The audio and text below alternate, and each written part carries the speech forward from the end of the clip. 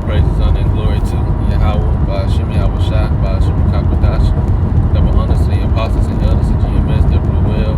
Peace, love, and salutations to all the brothers out there pushing this word of sincerity and the truth. Shalom to all the brothers, sisters, and children out there keeping this word of sincerity and the truth. Okay, I was just kind of briefly reading over Jeremiah 32 in the NLT, and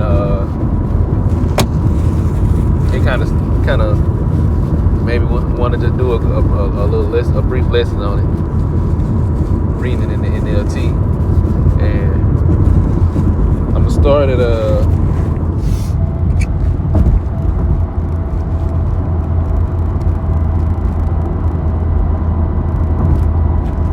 start at 13, but just to give a brief overview of what happened in the prior verses before.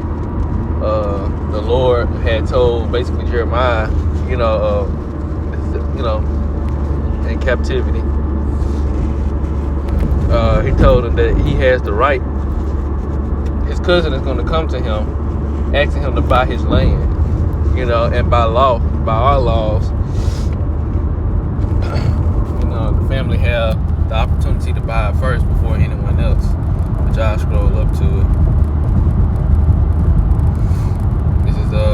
Verse 8, it says, then just as the Lord had said he would, talking about his cousin that's supposed to come through and ask him, because the Lord told him his cousin was going to come and ask him about the land.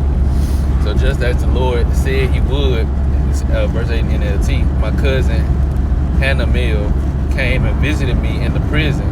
He said, please buy my field at Anathoth in the land of Benjamin. By law, you have the right to buy it before it is offered to anyone else. So buy it for yourself. Then I knew that the message I had heard was from the Lord. So the Lord already told Jeremiah that this was going to happen. But, it's all for a purpose and all for a reason. So now I'm going to jump right down. And, once Jeremiah went through with the purchase, he had the silver. He did all of this in front of the people of the courthouse of Israel, of Judah. It said he had witnesses and his cousin and Baruch. So he had the deed, a copy of the deed that pertained everything to the purchase, and he just had all the information basically, and he handed it to Baruch. And this is what through the spirit of Yahushua, this is what Jeremiah told Baruch that the Lord told him. Verse 13, then I said unto Baruch as they all listened, this is what the Lord of heaven's armies, the God of Israel, says. Take both this sealed deed and the unsealed copy and put them into a pottery jar to preserve them for a long time. But this is what the Lord of heaven's armies say, or Lord of heaven's armies, the God of Israel, says. Someday people will again own property here in this land and will buy and sell houses and vineyards and fields. And this is pertaining to the nation of Israel. This is who it's really talking about. It's not talking about those fake Jews over there, because it says someday people will again own property. So if they were to own property again over here, that means initially these people had to already own property over here. And we already know that they're talking about the land of Israel. It's going to say the land of Benjamin. Just that alone lets you know what it's talking about. It's talking about our land. And we're going to again return into our land. And we're yet to stay in our captivity, but we're getting closer and closer to this time period where we're going to return to our land. So again, all of this was for a purpose, because that's the reason why the Lord told Jeremiah about this in the first place, for this message to be passed on. And the Lord did it in a certain way.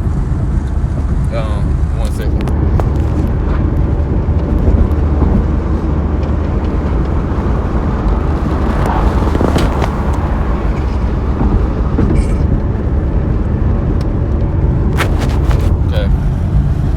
Then after I had given the papers to Baruch, I prayed to the Lord, O sovereign Lord, you made the heavens and the earth by your strong hand and powerful arm. Nothing is too hard for you.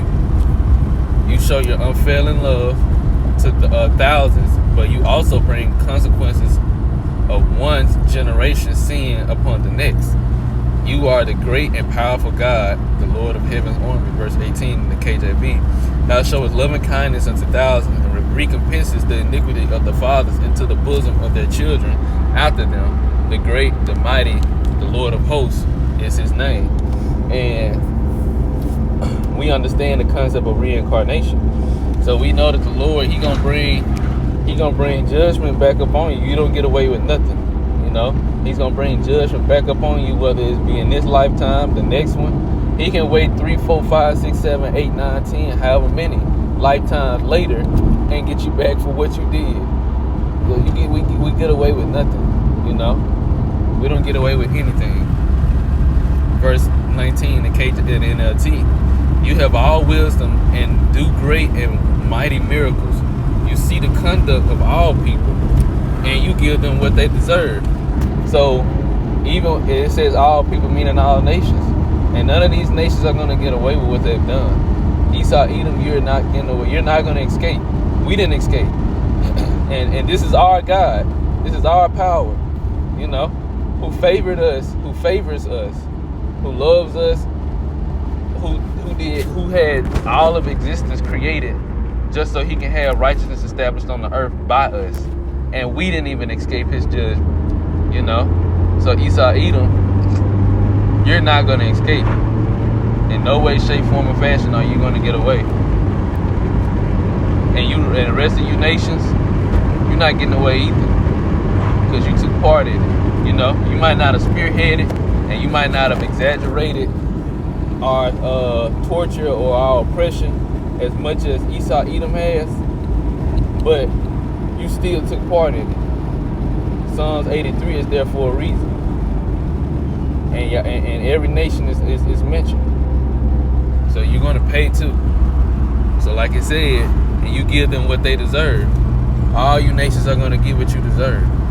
We got what we deserve, you know. It says you perform miraculous signs and wonders in the land of Egypt.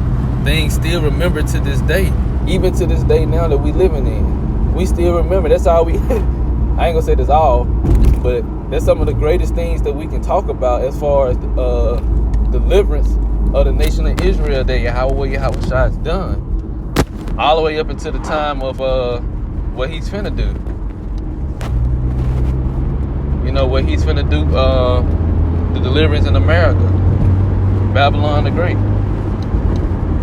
And we're anticipating. This is a highly anticipated time in history. Highly anticipated. Yahweh Shai been waiting on this. The angels been waiting on this. 144,000, even if they didn't, you know, we didn't know it at first. You know, Abaratazam with that number, but you know, the elect been waiting on this. All of existence been waiting on this moment. You know, the time of Yahweh Shai's return. And the deliverance is going to be greater than Egypt. But like I said, Egypt, things still remember to this day. And you have continued to do great miracles in Israel and all around the world. You have made your name famous to this day. You brought Israel out of Egypt with mighty signs and wonders and a strong hand and a powerful arm. And with overwhelming terror. The same thing finna happen to America. The Lord finna do the same. He's doing the same thing. Not even finna. He's doing the same thing. He's going to bring Israel out with a strong hand, powerful arm, and overwhelming terror. This is what he's doing. And he's setting everything up perfectly for it. You know?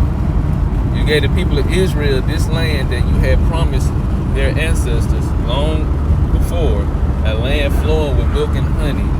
Our ancestors came and conquered it and lived in it. But they refused to obey you or follow your word.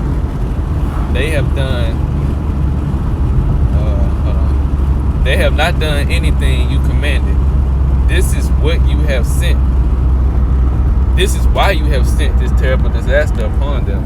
Same way the reason why we're in this captivity now. With disobedience, you know. With disobedience. But the Lord is finna redeem us. The time of our captivity has ended. That's why the Lord is moving. You know, that's why Babylon is falling, and it's steady falling. You know, that's why all these events is happening on the earth. That's why war is. That's why it's talk of war. In order to start anew, you got to destroy the old. You know, and this is the point that we're at right now. The Lord is going to destroy the old and start anew.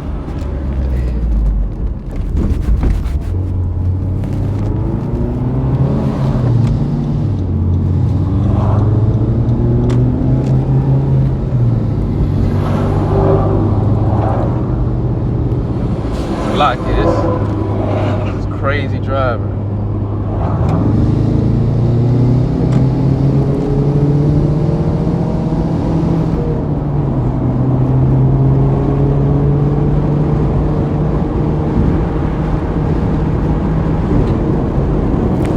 Crazy driving. But yeah, I'm gonna end it right there. Point is, you know, the Lord is really finna move, and the Lord had already set things in motion in the foreshadow the time that we coming into, the foreshadow what's about to happen on the earth now. The Lord had already made moves back then. You know, someday again, people will live on this land and buy and sell houses, you know, and buying yards, and this is what's gonna happen. We're gonna go return into our land again, you know.